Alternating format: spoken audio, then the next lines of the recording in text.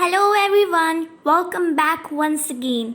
Today we would be reading the poem and understanding its meaning, Nature the Gentlest Mother Is, which is written by Emily Dickinson. Unlike her other nature-centric poems, we see that she has given a motherly persona to nature, bringing out a positive tone in the poetry. Theme of the poem. In this poem, nature is portrayed as the mother of all beings and creatures who take care of everyone regardless of their shortcomings. The poem is reflective and reverential. Throughout the poem, there is a sense of praise and gratitude towards nature and its functioning. Emily is putting nature on a pedestal by giving it the title of motherhood.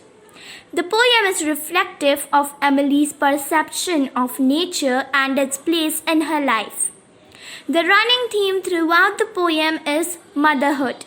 The instincts of love, care, protection, and unbiased compassion of motherhood are reflected beautifully in nature through this poem. Let us now read the poem. Nature, the gentlest mother is, impatient of no child, the feeblest or the waywardest, her admonition mild. In forest and the hill, by traveller be heard, restraining rampant squirrel or too impetuous bird. How fair her conversation, a summer afternoon, her household, her assembly, and when the sun go down, her voice among the isles, incite the timid prayer of the minutest cricket, the most unworthy flower. When all the children sleep, she turns as long away as will suffice to light her lamps, then bending from the sky, with infinite affection, infiniter care, her golden finger on her lip will silence everywhere. Now let's understand each stanza's meaning. Stanza 1. Nature the gentlest mother is, impatient of no child, the feeblest or the waywardest, her admonition mild. The first stanza explains us that nature is calm and patient with her children. She is patient with the feeblest and the strangest of them all. She does not discriminate among her children. Even her tone of admonition or scolding is mild. Nature is portrayed as a caring mother devoted to her children and loves every single being that belongs to her without any discrimination. The usage of the mother figure for nature is the personification of the motherly characters to nature itself. Stanza 2. In forest and the hill, by traveller be heard, restraining rampant squirrel or too impetuous bird. The second stanza brings out the motherly instinct in nature where she restrains her children amidst humans. Nature is present everywhere in the forests and the hills. The traveller here denote humans in general. Humans are also nature's children, but humans tend to destroy more than nature. Therefore, we see that Mother Nature is hushing down and restraining the rampant squirrel and the erratic bird so that humans do not harm them or be enticed by them. Another notion that might be depicted is that travelers are found to explore only the hills and the forests. They are clearly able to witness nature in all its glory. Therefore, Mother Nature has to ensure that humans do not do something that negatively impacts her children in the name of invention and exploration.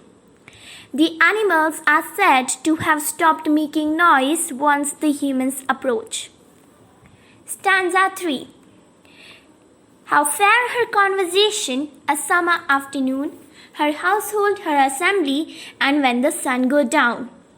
In the third stanza, the focus is back on nature, where Emily Dickinson praises the workings of nature and all her aspects.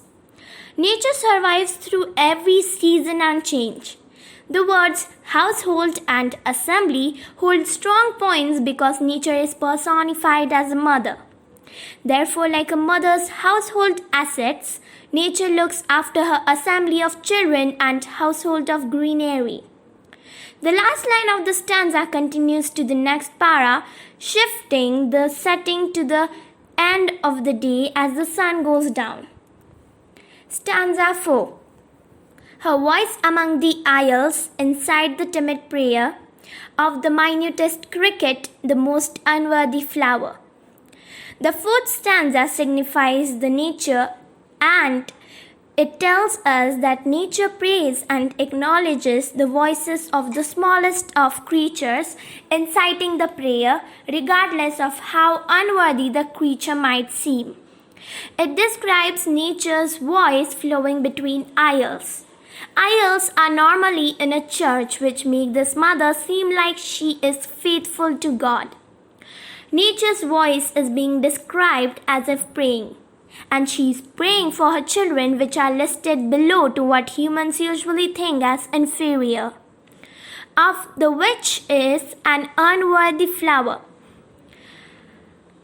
Flowers that are wilted or ugly are seen as even more inferior, since this plant is perceived as the most beautiful of all creatures. Dickinson stresses the ugly and unworthy flower to express the unconditional love of Mother Nature. Stanza 5. When all the children sleep, she turns as long away as will suffice to light her lamps, then bending from the sky. The first line of the fifth stanza describes the night when all her children are asleep. Her children include all the beings of the world. Even her children are asleep, she has other duties that she needs to take care of. Therefore, we see in the next three lines where nature is going on a way to light her lamps for the next day. Bending from the sky indicates the setting of the sun. Since the sun is setting, she will have to go a long way to get the light back for the next day. This stanza picturizes the scene of a day ending and nature waiting for the next day to start. Stanza 6, which is the last stanza of this poem. With infinite affection and infinite care, her golden finger on her lip will silence everywhere.